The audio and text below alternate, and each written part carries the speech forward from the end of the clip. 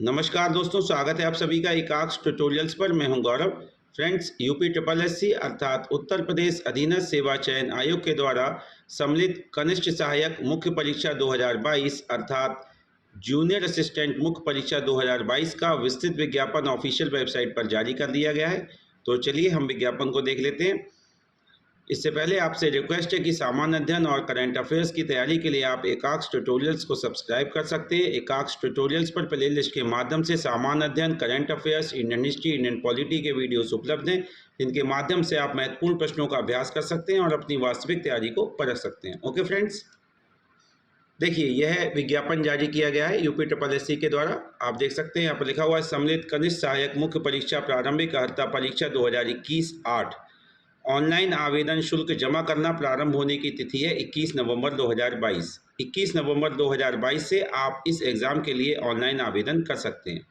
दोस्तों, इस एग्ज़ाम के लिए अप्लाई करने से पहले आप पूरा एडवर्टाइजमेंट एक बार ध्यान से पढ़ लीजिएगा। ओके, आगे देख सकते हैं आप, लिखा हुआ है ऑनलाइन आवेदन शुल्क जमा आवेदन सबमिट करने की अंतिम तिथि है 14 दिसंबर 2022।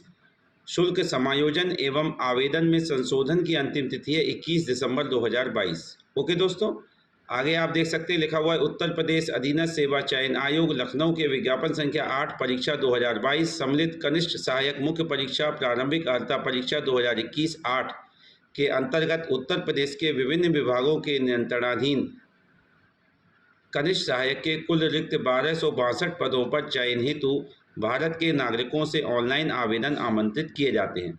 तो पदों की संख्या कितनी है? 1262। कुल रिक्त पद कितने हैं? 1262 पद। ओके, और पीटी 2021 की परीक्षा के आधार पर ही जो है यह जो मुख्य परीक्षा है कनिष्ठ सहायक मुख्य परीक्षा जो है उसके लिए एडवर्टाइजमेंट जारी किया गया है। ओके, पीईटी 2021 की परीक्षा के आधार पर।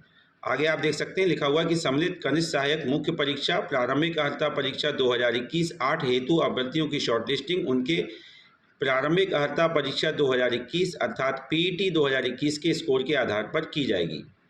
अतः इस परीक्षा में प्रतिभाग हेतु केवल वही अभ्यर्थी ऑनलाइन आवेदन कर सकते हैं जो प्रारंभिक अर्हता परीक्षा 2021 अर्थात पीईटी 2021 में सम्मिलित हुए हैं एवं उन्हें आयोग द्वारा स्कोर कार्ड वैध संख्यात्मक स्कोर के साथ जारी किया गया है। ओके फ्रेंड्स, तो आप में से जो भी अभ्यर्थी पीटी 2021 की परीक्षा में सम्मिलित हुए हैं और आपको आयोग द्वारा वैध संख्यात्मक स्कोर के साथ स्कोर कार्ड जारी किया गया है, तभी आप इस परीक्षा के लिए मुख्य परीक्षा के लिए कनिष्ठ सहायक के पद के लिए होने वाली मुख्य परीक्षा के लिए अप्लाई कर सकते हैं, ऑनलाइन आवेदन कर सकते हैं। ओके, आगे देखिए लिखा हुआ प्रारंभिक अर्हता परीक्षा 2021 में वास्तविक अर्थात एब्सोल्यूट स्कोर अथवा नॉर्मलाइज्ड स्कोर में 0 या उससे कम नकारात्मक अंक प्राप्त करने वाले अभ्यर्थियों को मुख्य परीक्षा हेतु शॉर्टलिस्ट नहीं किया जाएगा।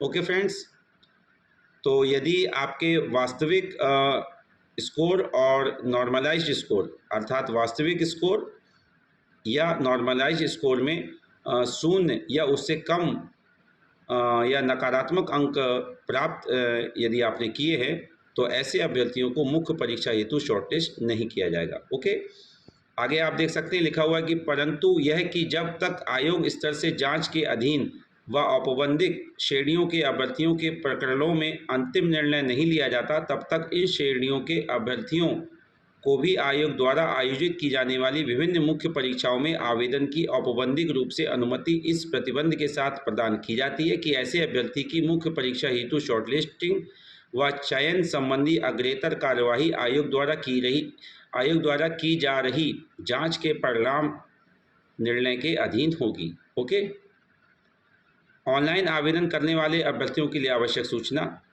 सूचना में क्या लिखा हुआ है कि इस विज्ञापन के अंतर्गत आवेदन करने हेतु ऑनलाइन आवेदन प्रणाली लागू है, अन्य किसी माध्यम से प्रेषित आवेदन स्वीकार नहीं किया जाएगा। अभ्यर्थी आयोग की वेबसाइट upsssc.gov.in के माध्यम से ऑनलाइन आवेदन करें। ओके फ्रेंड्स, इसके बाद आवेदन की प्रक्रिया के बारे में जानकारी दी हुई है, इसको आप ध्यान से पढ़ लीजिएगा। आवेदन प्रक्रिया संबंधी निर्देश दिए हुए हैं, यहाँ पर आप देख सकते हैं लिखा हुआ है प्रारंभिक अर्हता परीक्षा के रजिस्ट्रेशन नंबर के साथ अभ्यर्थी का प्रमाणीकरण लॉगिन। अभ्यर्थी को प्रारंभिक अर्हता परीक्षा के रजिस्ट्रेशन नंबर के प्रमाणीकरण हेतु 2 विकल्प उपलब्ध कराए गए हैं, व्यक्तिगत विवरण के साथ और OTP के माध्यम से। ओके, इसको आप पूरा पढ़ लीजिएगा एक बार। इसके बाद एप्लीकेशन अर्थात आवेदन के संबंध में जानकारी दी हुई है, इसको आप पढ़ लीजिएगा पूरा। ओके, फोटो तथा हस्ताक्षर यहाँ पर लिखा हुआ है कि इस भाग में अभ्यर्थी द्वारा प्रारंभिक अर्हता परीक्षा 2021 में अपलोड की गई फोटो तथा हस्ताक्षर स्वतः प्रदर्शित होगा। अभ्यर्थी द्वारा इसमें कोई संशोधन अथवा परिवर्तन नहीं किया जा सकेगा। ओके,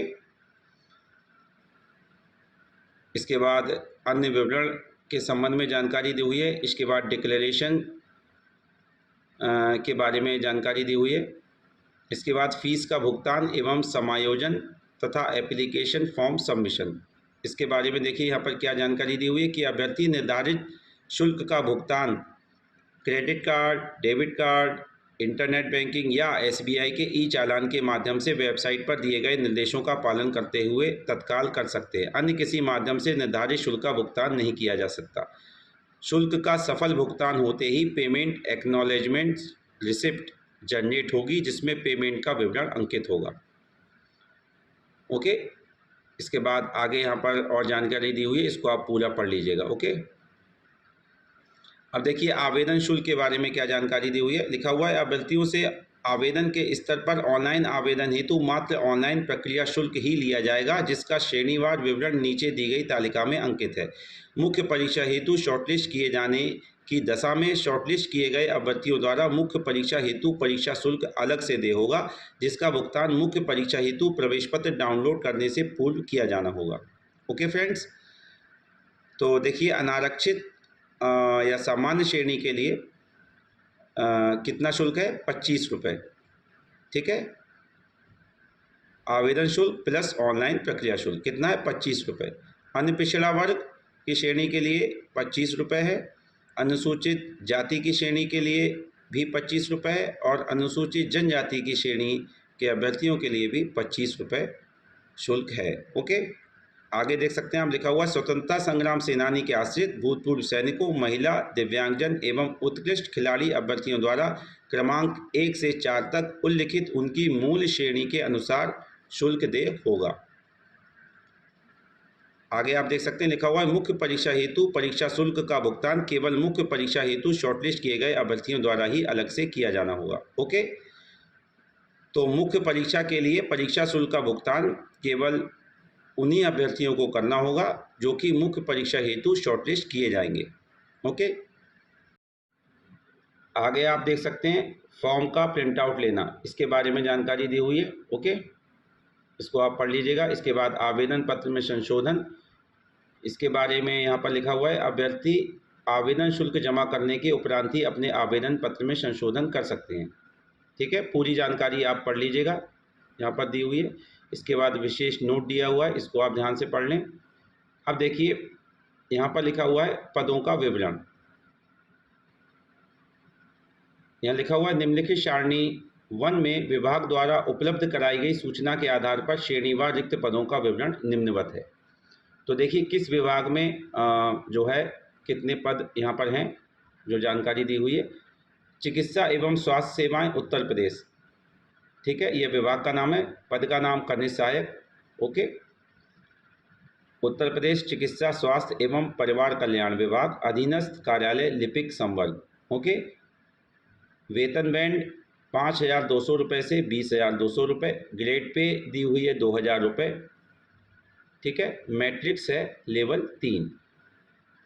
न्यूनतम और अधिकतम आयु दी हुई है, न्यूनतम आयु 18 वर्ष, अधिकतम आयु 40 वर्ष।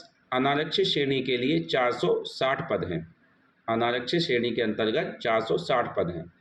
ओके, अनुसूचित जाति की श्रेणी के अंतर्गत 242 पद हैं, अनुसूचित जनजाति की श्रेणी के अंतर्गत 23 पद हैं, अन्य पिछड़ा वर्ग की श्रेणी के अंतर्गत 309 पद हैं, EWS श्रेणी के अंतर्गत 114 पद हैं, कुल पद हैं 1148। ओके, आगे पद की जो अभियुक्ति दी हुई है वह है अस्थायी।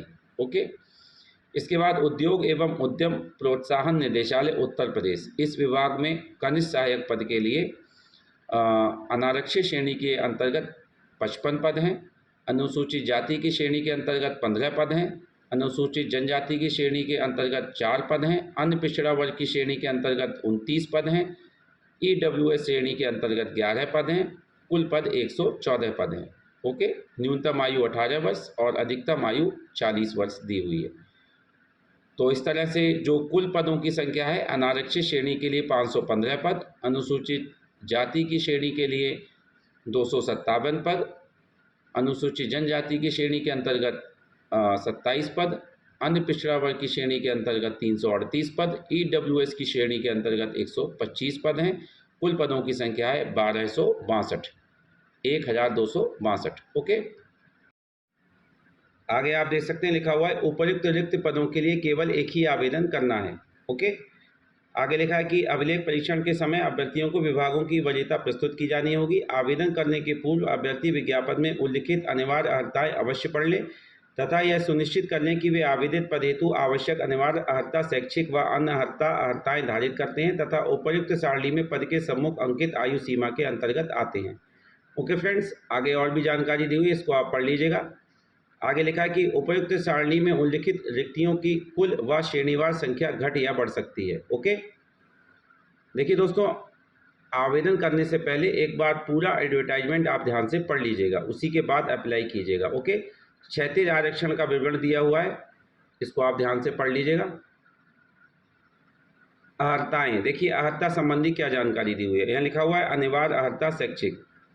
उत्तर प्रदेश सरकारी विभाग लिपिकीय संवर्ग सेवा नियमावली 2014 दिनांक 22 सितंबर 2014 के भाग 4 के अंतर्गत नियम 10 के अनुसार कनिष्ठ अनुसार सेवा में कनिष्ठ सहायक के पद पर सीधी भर्ती के लिए अभ्यर्थी की निम्नलिखित अर्हताएं होनी आवश्यक हैं। माध्यमिक शिक्षा परिषद उत्तर प्रदेश की इंटरमीडिएट परीक्षा या सरकार द्वारा उसके समकक्ष मान्यता प्राप्त कोई परीक्षा अवश्य उत्तीर्ण कर ली हो। ओके फ्रेंड्स, तो माध्यमिक शिक्षा परिषद उत्तर प्रदेश की इंटरमीडिएट परीक्षा उत्तीर्ण की हो आपने, या सरकार द्वारा उसके समकक्ष मान्यता प्राप्त कोई परीक्षा उत्तीर्ण कर ली हो, अर्थात पास कर ली हो। इसके अतिरिक्त हिंदी और अंग्रेजी टंकण में क्रमशः 25 शब्द प्रति मिनट और 30 शब्द प्रति मिनट की न्यूनतम गति होना आवश्यक है। ओके फ्रेंड्स, तो हिंदी और इंग्लिश की टाइपिंग दोनों ही टाइपिंग आपको आनी चाहिए और उसमें 25 शब्द प्रति मिनट की हिंदी में और 30 शब्द प्रति मिनट की न्यूनतम गति अंग्रेजी टाइपिंग में होना आवश्यक है। ओके, इसके अतिरिक्त लिखा हुआ है कि DOEACC, ओके, अर्थात डोइक सोसाइटी द्वारा प्रदान किया गया कंप्यूटर प्रचालन में CCC अर्थात CCC, ओके, प्रमाण पत्र या किसी सरकार द्वारा मान्यता प्राप्त किसी संस्था द्वारा उसके समकक्ष प्रदान किया गया कोई प्रमाण पत्र। ओके, आगे लिखा है अधिमान्य अर्हता। उत्तर प्रदेश सरकारी विभाग लिपिकीय संवर्ग सेवा नियमावली 2014 दिनांक 22 सितंबर 2014 के भाग 4 के अंतर्गत नियम 11 के अनुसार अन्य बातों के समान होने पर सीधी भर्ती के मामले में ऐसे अभ्यर्थी को अधिमान दिया जाएगा जिसने प्रादेशिक सेना में न्यूनतम 2 वर्ष की अवधि तक सेवा की हो या राष्ट्रीय कैडेट कोर का B प्रमाण पत्र प्राप्त किया हो। ओके, तो यह अधिमान्य अर्हता है। ओके, इसके बाद आयु के संबंध में जानकारी दी हुई है, इसको आप पूरा पढ़ लीजिएगा। यहाँ लिखा हुआ है कि उत्तर प्रदेश सरकारी विभाग लिपिकीय संवर्ग सेवा नियमावली 2014 दिनांक 22 सितंबर 2014 के भाग 4 के अंतर्गत नियम 12 के अनुसार सीधी भर्ती के लिए यह आवश्यक है कि अभ्यर्थी ने उस कैलेंडर वर्ष की जिसमें सीधी भर्ती के लिए रिक्तियाँ प्रकाशित की जाएँ 1 जुलाई को क्रमशः 18 वर्ष की आयु प्राप्त कर ली हो और 40 वर्ष से अधिक की आयु प्राप्त न की हो। इसके बाद आरक्षण संबंधी जानकारी दी हुई है, इसको आप पढ़ सकते हैं। इसके बाद चयन का आधार, देखिए यहाँ पर लिखा हुआ है केवल लिखित परीक्षा। ओके, इसको आप पूरा पढ़ लीजिएगा ध्यान से। ओके, क्या जानकारी यहाँ पर दी हुई है। इसके बाद अब हम देख लेते हैं परीक्षा योजना और पाठ्यक्रम। परीक्षा योजना के अंतर्गत आप देख सकते हैं लिखा हुआ प्रथम चरण के अंतर्गत वस्तुनिष्ठ प्रकार की लिखित परीक्षा होगी 65 अंक की। परीक्षा के विषय, अधिकतम अंक और दिया गया समय नीचे दिए गए विवरण के अनुसार होगा। भाग 1 के अंतर्गत हिंदी परिज्ञान और लेखन योग्यता विषय के अंतर्गत 60 प्रश्न पूछे जाएंगे 30 अंक के। भाग 2 के अंतर्गत सामान्य बुद्धि परीक्षण के 30 प्रश्न पूछे जाएंगे 15 अंक के। और भाग 3 के अंतर्गत सामान्य जानकारी विषय के अंतर्गत 40 प्रश्न पूछे जाएंगे 20 अंक के। समयावधि कितनी है? 1 घंटा 30 मिनट। ठीक है, यह लिखा हुआ है 1 घंटा 30 मिनट की अवधि का संयुक्त प्रश्न पत्र। तो 1.5 घंटे का समय आपको परीक्षा के लिए दिया जाएगा। आगे लिखा हुआ है उपर्युक्त परीक्षा हेतु नेगेटिव ऋणात्मक अंक दिए जाने का प्रावधान है, जो सही प्रश्न के अंक का 25% अर्थात 1/4 होगी। ओके फ्रेंड्स, तो नेगेटिव मार्किंग का भी प्रावधान परीक्षा में किया गया है। ओके, इसको आप ध्यान रखिएगा। आगे पाठ्यक्रम आप देख सकते हैं, हिंदी परिज्ञान और लेखन योग्यता लिखा हुआ है। उम्मीदवारों से हिंदी भाषा का ज्ञान तथा उनके समझ एवं लेखन की योग्यता के परीक्षण हेतु प्रश्न पूछे जाएंगे। यह प्रश्न पत्र माध्यमिक शिक्षा परिषद उत्तर प्रदेश के हाई स्कूल परीक्षा के स्तर का होगा। ओके, तो हाई स्कूल परीक्षा के स्तर का यह जो है प्रश्न पत्र होगा, हिंदी परिज्ञान और लेखन योग्यता। इसके बाद भाग 2 सामान्य बुद्धि परीक्षण, यहाँ पर लिखा हुआ है इस परीक्षण का उद्देश्य किसी नई परिस्थिति के समझने, उसके विभिन्न तत्वों का विश्लेषण तथा पहचान करने तथा तर्क करने की योग्यता को मापना है। इस परीक्षण में ऐसे प्रश्न होंगे जो अनुदेशों को समझने, संबंधों, समानताओं तथा असंगताओं तथा संगतताओं का पता लगाने, निष्कर्ष निकालने और इसी प्रकार की बौद्धिक क्रियाओं पर आधारित होंगे। ओके, इसके बाद भाग 3 के अंतर्गत सामान्य जानकारी के पाठ्यक्रम के बारे में जानकारी दी हुई है। लिखा हुआ है प्रश्न पत्र का यह भाग उम्मीदवारों की चारों ओर के वातावरण के बारे में उसकी सामान्य जानकारी तथा समाज में उसके इस्तेमाल के बारे में उसकी योग्यता के आंकने के लिए है। इस परीक्षण में ऐसे प्रश्न भी रखे जाएंगे जिनसे ऐसी समसामयिक घटनाओं तथा प्रतिदिन दृष्टिगोचर होने तथा अनुभव में आने वाले तथ्यों, जिनमें ऐतिहासिक एवं भौगोलिक तथ्य सम्मिलित हो सकते हैं, विशेषकर भारत से संबंधित, ओके फ्रेंड्स, एवं उनके वैज्ञानिक पहलुओं का ज्ञान आंका जा सके, जिसकी किसी भी शिक्षित व्यक्ति से आशा की जा सकती है। इसके बाद द्वितीय चरण के अंतर्गत टंकण परीक्षा कंप्यूटर या लैपटॉप पर होगी, जो अहरकारी प्रकृति की होगी। केवल ऐसे अभ्यर्थियों के लिए चयन के लिए विचार किया जाएगा जिन्होंने यथास्थिति टंकण के लिए विहित न्यूनतम गति प्राप्त कर ली हो। ओके फ्रेंड्स, तो टाइपिंग की आप प्रैक्टिस शुरू कर दीजिए अभी से। हिंदी और इंग्लिश दोनों टाइपिंग की प्रैक्टिस आप प्रारंभ कर सकते हैं। ओके, अभी से ही आप टाइपिंग की प्रैक्टिस करेंगे, तभी आप जो है न्यूनतम गति जो है प्राप्त कर पाएंगे, जो कि एडवर्टाइजमेंट में दी हुई है। इसके बाद आप देख सकते हैं शैक्षिक अर्हता के अनुसार प्रत्येक अभ्यर्थी को निम्नलिखित रीति से अंक प्रदान किए जाएंगे। देखिए, इंटरमीडिएट की परीक्षा के लिए शैक्षिक अर्हता जो है इंटरमीडिएट यदि आपके पास है और प्राप्त अंकों का प्रतिशत 60% और इससे ऊपर है तो 20 अंक आपको प्रदान किए जाएंगे। लिखा हुआ प्रदान किए जाने वाले अंक 20 अंक। इसके बाद आप देख सकते हैं लिखा है 45% या ऊपर किंतु 60% से कम अंक है यदि आपके इंटरमीडिएट में तो 15 अंक प्रदान किए जाएंगे। यदि 33% या ऊपर हैं किंतु 45% से कम है तो 10 अंक प्रदान किए जाएंगे। स्नातक अवधि में यदि 60% और इससे ऊपर अंक हैं आपके तो 10 अंक प्रदान किए जाएंगे। 45% या ऊपर किंतु 60% से कम है तो 8 अंक प्रदान किए जाएंगे। 33% या ऊपर हैं किंतु 45% से कम है तो 5 अंक प्रदान किए जाएंगे। ओके फ्रेंड्स, इसके बाद आप देख सकते हैं इसी तरह किसी खिलाड़ी को अधिकतम 5 अंकों के अध्ययन निम्नलिखित रीति से अंक दिया जाएगा। क्या जानकारी दी हुई है यहाँ पर आप देख सकते हैं लिखा हुआ है यदि अभ्यर्थी अंतर्राष्ट्रीय स्तर का खिलाड़ी हो तो 5 अंक दिए जाएंगे। यदि अभ्यर्थी राष्ट्रीय स्तर का खिलाड़ी हो तो 4 अंक। यदि अभ्यर्थी राज्य स्तर का खिलाड़ी हो तो 3 अंक और यदि अभ्यर्थी विश्वविद्यालय, कॉलेज या स्कूल स्तर का खिलाड़ी हो तो 2 अंक प्रदान किए जाएंगे। आगे लिखा है कि कनिष्ठ सहायक के पद पर चयन उत्तर प्रदेश शासन के वित्त विभाग नियमावली एवं विधि प्रकोष्ठ उत्तर प्रदेश सरकारी विभाग लिपिकीय संवर्ग सेवा नियमावली 2014 में विहित भाग 5 भर्ती की प्रक्रिया के अंतर्गत नियम 17 के उपबंधों के अनुसार किया जाएगा। वस्तुनिष्ठ प्रकार की लिखित परीक्षा 65 अंक की है। टंकण परीक्षा अहरकारी प्रकृति की होगी। शैक्षिक अर्हता के आधार पर अधिकतम अंक 30 अंक प्रदान किए जाएंगे। ओके, शैक्षिक अर्हता के आधार पर जो अधिकतम अंक हैं वह 30 अंक ही प्रदान किए जाएंगे और खिलाड़ी को अधिकतम अंक 5 अंक प्रदान किए जाएंगे। इस तरह से कुल योग कितना हो गया 35 अंक। ओके, और कुल योग प्रथम चरण और द्वितीय चरण दोनों को मिलाकर जो कुल योग हुआ वह हुआ 100 अंक। 65 अंक वस्तुनिष्ठ प्रकार की लिखित परीक्षा के, और इसके अतिरिक्त जो 35 अंक जो कि नीचे जानकारी दी हुई है उसके। ठीक है, तो इस तरह से 100 कुल योग हो गया 100 अंक। ओके, परीक्षा तिथि के संबंध में यथासमय सूचित किया जाएगा।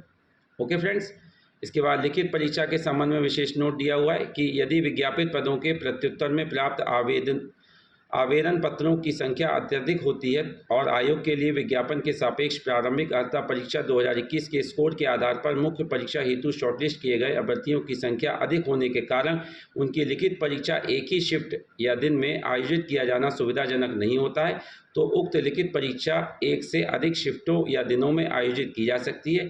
यदि परीक्षा एक से अधिक शिफ्टों दिनों में आयोजित की जाती है तो अभ्यर्थियों के स्कोर के नॉर्मलाइजेशन की प्रक्रिया लागू होगी। ओके फ्रेंड्स, आगे देखिए, बहुत महत्वपूर्ण जानकारी दी हुई है कि कनिष्ठ सहायक की लिखित परीक्षा हेतु विज्ञापित पदों के सापेक्ष शनिवार 15 गुना अभ्यर्थियों अंतिम कट ऑफ अंक परसेंटाइल स्कोर 0.02 स्थान तक धारित करने वाले समस्त अभ्यर्थियों को सम्मिलित करते हुए को मुख्य परीक्षा हेतु शॉर्टलिस्ट किया जाएगा। आगे आप देख सकते हैं अभ्यर्थियों के लिए महत्वपूर्ण अनुदेश दिए हुए हैं, इसको आप ध्यान से पढ़ लीजिएगा पूरा। तो आप देख सकते हैं लिखा हुआ है कि विज्ञापित पदों के सापेक्ष श्रेणीवार 15 गुना अभ्यर्थियों को मुख्य परीक्षा के लिए जो है शॉर्टलिस्ट किया जाएगा। ओके, ये महत्वपूर्ण अनुदेश दिए हुए हैं अभ्यर्थियों के लिए, इसको आप ध्यान से पढ़ लीजिएगा पूरा। Okay friends,